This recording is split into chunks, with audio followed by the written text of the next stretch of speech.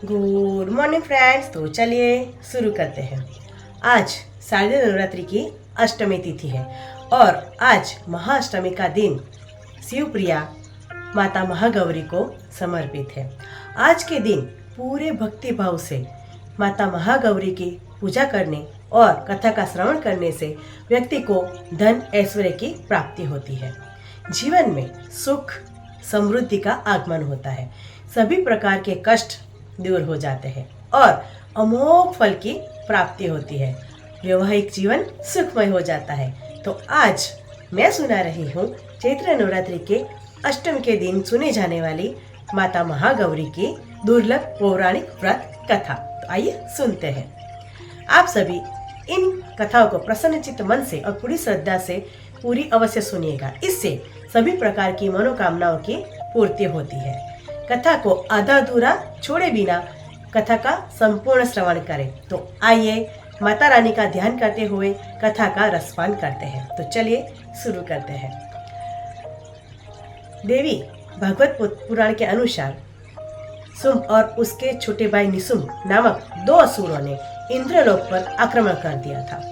देवताओं को पराजित करके इन असुरों ने स्वर्गलोक पर कब्जा कर लिया था और देवताओं को वहां से भगा दिया था। स्वर्ग से निकलने के बाद देवताएं इधर उधर भटक रहे थे, दुखद स्थिति में थे। तब देवताओं को ध्यान आया कि माँ दुर्गा ने महिषासुर का वध करने के बाद उन्हें वरदान दिया था कि जब भी आप लोगों के ऊपर कोई भी संकट आएगा तो मैं तुम लोगों की अवश्य सहायता करूंगी, तुम्हें उस दुख से उगारूंगी। इसके बाद सभी देवता हिमालय पर्वत के पास गंगा तट पर जाकर देवी माँ की स्तुति करने लगे। इधर भगवान शिव देवताओं का हाल जानते ही थे कि सिर्फ और सिर्फ माता पार्वती ही देवताओं को उनके कष्ट से मुक्त प्रदान कर सकते हैं। अब भगवान शिव माता पार्वती से यह सब बातें कैसे कहें, क्योंकि माँ देवी पार्वती अपने गृहस्थी में इतनी रंग चुकी थी कि वे तो भूल ही चुकी थी कि वे एक माता पत्नी और गृहिणी के अनुसार के साथ साथ एक जगत जननी भी है, माँ अंबिका है। उन्हें सभी जगत का कल्याण करना है। अब इसके लिए भगवान शिव ने माता पार्वती को व्यंग करते हुए कहा कि हे देवी, आज तो तुम काली की तरह लग रही हो, तुम्हारा गौरव कहाँ गया? जब से तुम काली का रूप धारण की थी तब से तुम्हारी काया दुर्बल हो चुकी है। भगवान शिव के इस मजाक से देवी पार्वती नाराज हो गई और कहा, आपने मुझे काली क्यों कहा? मैंने तो सोचा था कि आप मुझे हर रूप में प्रेम करते हैं, किंतु आज आपने मेरा उपहास किया है। अब मैं आपको गौरी होकर ही दिखाऊंगी। गौरव वर्ण प्राप्त करने के लिए माता पार्वती हिमालय पर तपस्या करने चली गई। तपस्या भी उन्होंने भगवान शिव की ही की। भगवान शिव उनकी तपस्या से प्रसन्न होकर कहा कि हे गौरी, तुम गंगा स्नान करके आओ, तुम्हें गौरवर्ण प्राप्त होगा। शुंभ और निशुंभ का व्रत कथा इस प्रकार है। तब माता पार्वती गंगा स्नान कर रही थी, तभी सभी देवता भी आदिशक्ति की आराधना कर रहे थे। माता पार्वती ने देवताओं से पूछा कि आप सभी लोग किसकी स्तुति कर रहे हैं और आप पर क्या विपत्ति आई है? माता पार्वती के पूछने पर देवताओं ने शुंभ और निशुंभ के बारे में उनको बताया कि असुर और देवता को पराजित करके स्वर्गलोक पर कब्जा कर लिया है और तब से सभी देवता इधर उधर भटक रहे हैं। अब गंगा स्नान के दौरान माता पार्वती को गौरवर्ण प्राप्त हो गया और उनके शौर्य से श्याम वर्ण की देवी प्रकट हुई, जिसे कौशिकी देवी भी कहा गया है। कौशिकी देवी के प्रकट होने के बाद उन्होंने माता पार्वती जी को प्रणाम किया और देवताओं को उनकी रक्षा का आश्वासन दिया। अब माता पार्वती की आज्ञा अनुसार माता कौशिकी हिमालय के रमणीय क्षेत्र में चली गई और वहां उन्होंने शुंभ और निशुंभ को युद्ध के लिए ललकारा। देवी कौशिकी ने शुंभ और निशुंभ समेत उसके पूरी सेना का अंत कर दिया। शुंभ और निशुंभ असुरों का अंत करने के बाद भगवान शिव ने माता पार्वती को समझाते हुए कहा कि उन्हें काली कहकर व्यंग करने का मकसद देवी कौशिकी का जन्म था, ताकि वह देवताओं की मदद कर सके और उन्हें फिर से स्वर्गलोक की प्राप्ति हो सके।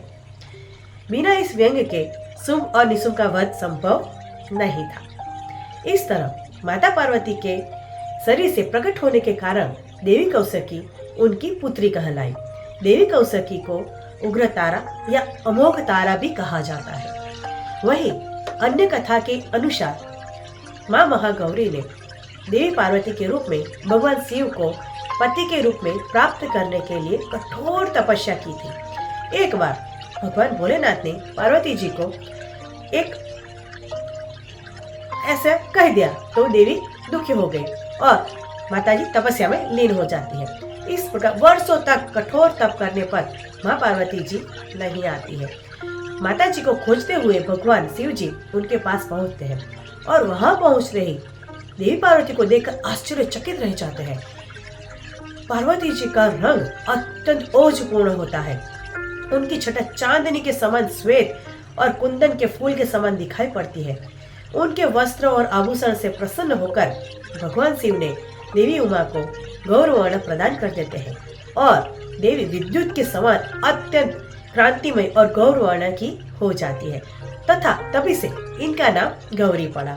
महागौरी महागौरी स्नेहमयी, शांत और मृदुल दिखाई देती है। वही महागौरी जी से संबंधित एक और अन्य कथा भी प्रचलित है।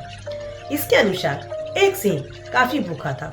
वो भोजन की तलाश में वहां पहुंचा जहां देवी माँ उमा तपस्या कर रही थी।